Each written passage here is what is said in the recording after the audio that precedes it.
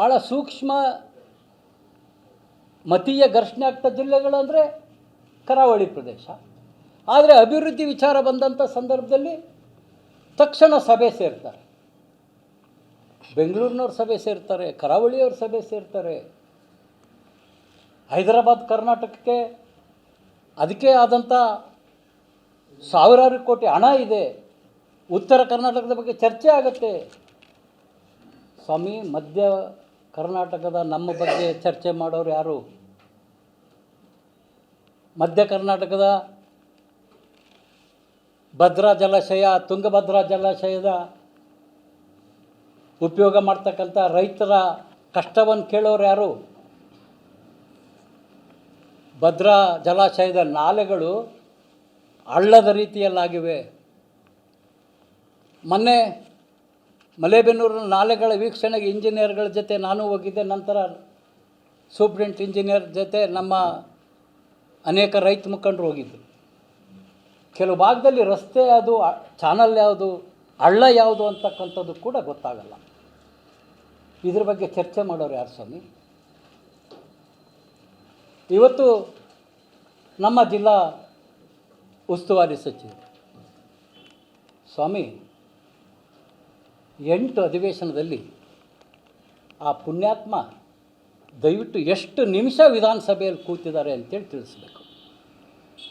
ದಿವಸ ಕೇಳಲ್ಲ, ಎಷ್ಟು ನಿಮಿಷ ಕೂತಿದ್ದಾರೆ ಅಂತ ಕೇಳಬೇಕು. ಇನ್ನು ಜಿಲ್ಲಾ ಸಚಿವರು ಸದನಕ್ಕೆ ಬರದೇ ಇದ್ದಾಗ ಜಿಲ್ಲಾ ಶಾಸಕರ ಬಿಡಿ, ನಾನು ಒಬ್ಬನೇ ಇರೋನು, ಬಿ ಜೆ ಪಿಯವನು, ಬಿಟ್ಬಿಡಿ, ಉಳಿದಂಥ ಕಾಂಗ್ರೆಸ್ ಶಾಸಕರ ಸಭೆಯನ್ನು ಕರೆದು ನಮ್ಮ ಜಿಲ್ಲಾ ಅನುದಾನದ ಬಗ್ಗೆ ಚರ್ಚೆ ಮಾಡಬೇಕಲ್ಲ.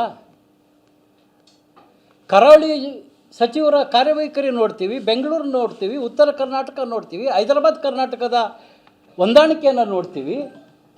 ನಮ್ಮ ಭಾಗದಲ್ಲಿ ಇದನ್ನು ಮಾಡೋರು ಯಾರು? ಇವತ್ತು ನಾನು ರಾಜಕೀಯವಾಗಿ ಹೇಳ್ತಾ ಇಲ್ಲ. ಯಡಿಯೂರಪ್ಪನವರು, ಈಶ್ವರಪ್ಪನವರು ಇದ್ದಂಥ ಸಂದರ್ಭದಲ್ಲಿ ನಮ್ಮ ಜಿಲ್ಲೆಗೆ ಭದ್ರಾ ನಾಲೆ ಆಧುನೀಕರಣಕ್ಕಿರ್ಬೋದು, ನಮ್ಮ ಭಾಗದ ಅನೇಕ ಅಭಿವೃದ್ಧಿಗೆ ಸ್ಪಂದಿಸಿದೆ. ನಾನು ರಾಜಕೀಯವಾಗಿ ಹೇಳ್ತಾ ಇಲ್ಲ. ಈಗ ಯಾರು ಕೆಲಸ ಮಾಡೋರು? ಸದನಕ್ಕೆ ಬರೋಲ್ಲ, ಯಾರ ಕೈಗೂ ಸಿಗಲ್ಲ. ಸ್ವಾಮಿ, ಮೊನ್ನೆ ಭಾನುವಾರ ಶಿವಶಂಕರಪ್ಪನ ನಿಧನ ಹೊಂದಿದ್ರು, ಬಿಟ್ಬಿಡಿ. ಅದರಿಂದ 7 ದಿನ ಅಧಿವೇಶನ ನಡೀತಲ್ಲ, ಎಲ್ಲೋಗಿದ್ರು?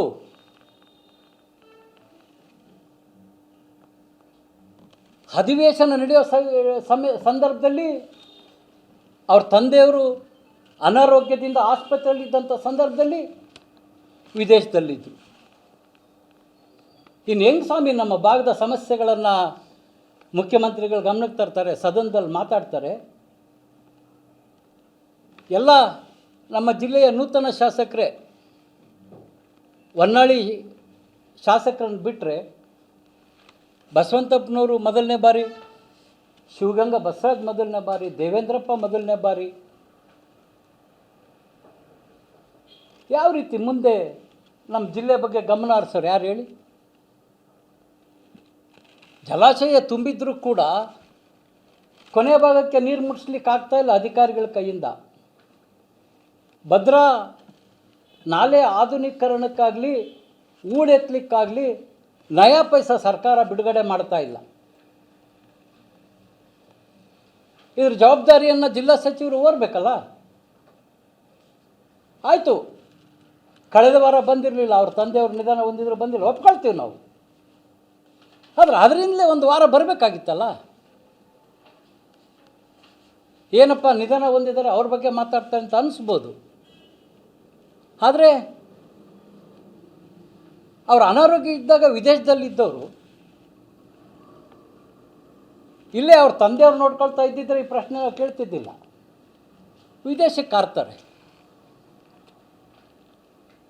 ಇನ್ನು ಅಭಿವೃದ್ಧಿ ಹೇಗೆ ಸಾಧ್ಯ ಆಗ್ತದೆ ನಮ್ಮ ಭಾಗದ್ದು?